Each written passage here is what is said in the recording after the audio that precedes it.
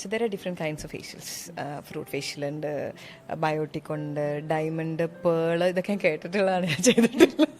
അപ്പോൾ അങ്ങനെയുള്ള പലതരം ഫേഷ്യൽസ് കേൾക്കാറുണ്ട്. ഹൈഡ്ര ഒക്കെ ആണല്ലോ പിന്നെ വന്നത്. അപ്പോൾ ഏത് ഫേഷ്യലാണ് ഇങ്ങനെയൊക്കെ ചെയ്യുന്നതുകൊണ്ട് ഭയങ്കര വ്യത്യാസങ്ങളുണ്ടോ?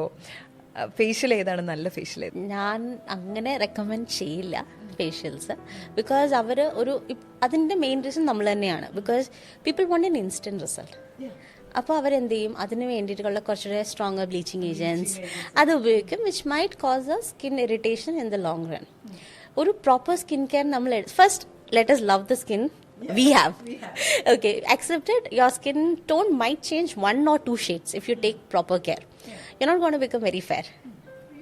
Have to be. അത് മനസ്സിലാക്കാൻ കുറച്ച് പേർക്ക് ബുദ്ധിമുട്ടുണ്ട്. അപ്പം നമ്മുടെ സ്കിന്നെ നമ്മൾ സ്നേഹിക്കുക. Make sure it doesn't have uneven pigmentation, ഒരു ആക്നെ, സ്കാർസ്, അതൊന്നും ഇല്ലാണ്ട് മെയിൻറ്റെയിൻ ചെയ്താൽ it's good. That comes with an effort.